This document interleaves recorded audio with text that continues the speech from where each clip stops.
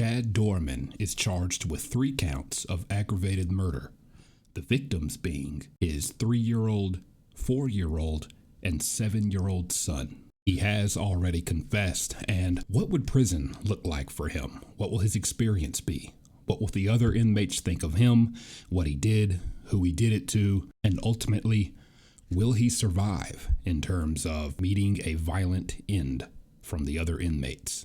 If you're new to the channel, I make these kinds of videos based off my experience of spending 10 years in the South Carolina State Prison System. For Chad, I believe the main factor in answering the question, will he survive or not survive, is of course his charges, what he specifically did to get in prison, and how the other inmates will feel about that. Because ultimately we can put that to the side and say, you can't say whether any inmate would survive or not survive, whether they're all over the news or just another regular guy who's going into prison. Because at any time on any day, any person in there could say the wrong thing, do the wrong thing, and or just act in a completely stupid way and find themselves in a dangerous and possibly deadly situation and not survive. With that being said, Chad's charges: aggravated murder of his children.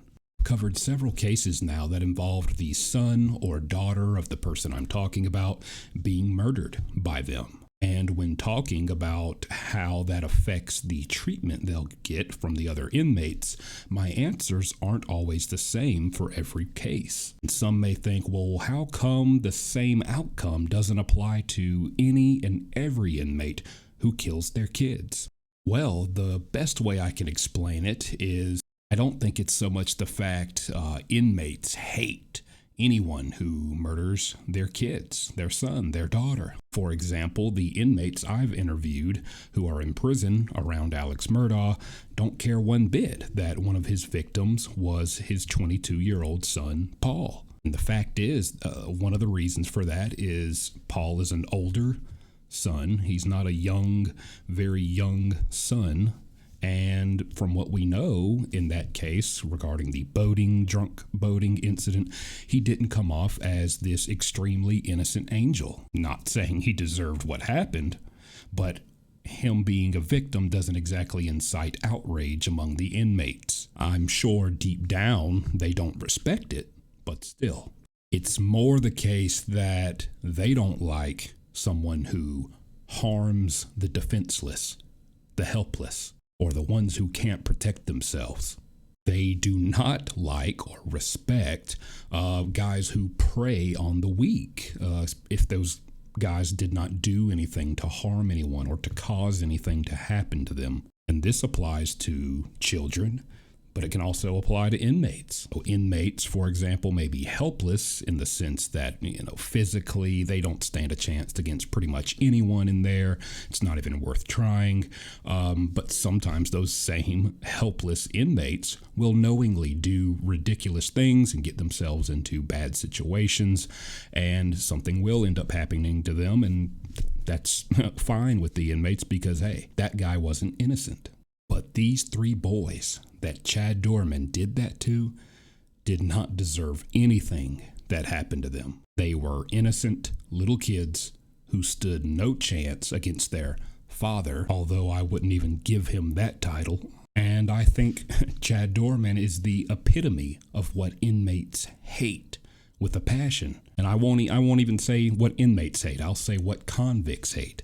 And if you don't know the difference, inmates are pretty much just anyone who's in jail or prison, but convicts is the term that we use in there to refer to someone who has learned all the ins and outs of prison. They have fully adapted to their environment, and they can move around that amongst the inmates like a shark moving through goldfish.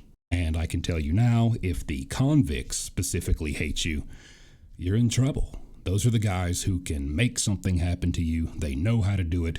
They know how to do it and not get caught. And to only add and help out with that possibility, it's just this case. When you hear the details, it just hits you a certain way. And I don't think there's anyone who could not feel how pretty much everyone feels about this guy and what he did. I mean, it's just disgusting. This is going to resonate with corrections officers who are fathers, who are protective of their children. And look at someone who did that to these 3 small boys. I don't think they would be breaking their necks to get to the bottom of anything that happened to this guy if something does. If we daydream and wishful think that this guy will end up at some point in general population, just from my experience and the things I've seen, I can just visualize inmate after inmate probably approaching this guy and wanting to see, how tough are you now? You thought you were tough or whatever with these 3 kids, you want to hurt these kids. I could see many confrontations and challenges coming to him, even if he did everything he could to not bring any bad situations his way or get himself into any type of trouble or a rock in a hard place. You can avoid it and put your head down all you want. A case like this, when those guys find out about it, they're going to bring it to you. They're just going to bring it to you. There's nothing there about you for any man in there to respect. And it's interesting to me, even what I'm saying, because if you've watched my other videos of this style, when I'm answering the same surviving question about other inmates who've done just as bad or, similar things, I'm usually not even this opinionated on it. But that just speaks to the point I was making. It's something about this case that really strikes a nerve inside of anyone who hears it. And that's not going to be any different in prison. It may be even worse. But that's just if he goes into general population eventually at any time, which I really don't know if that will happen. I look at this guy's clips they have on the internet. He's in this turtle suit.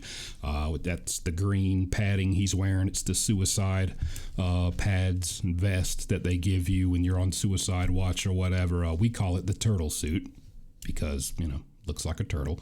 That, along with everything else this case and his actions say about this guy and who he really is, I won't be surprised if he fights tooth and nail and gives it everything he's got to stay locked away from general population or any other inmate for that matter.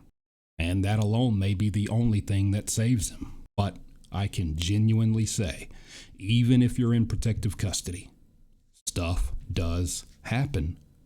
Mistakes happen. It's not very often. It's kind of rare, but this guy, he's a rare inmate. He's a rare criminal. Stuff does happen, especially if you get the right guys, or in his case, the wrong guys, attention on you. So to answer the question, will he survive in prison? I predict he will survive as long as he can, any way he can, by staying isolated and locked away from other prisoners.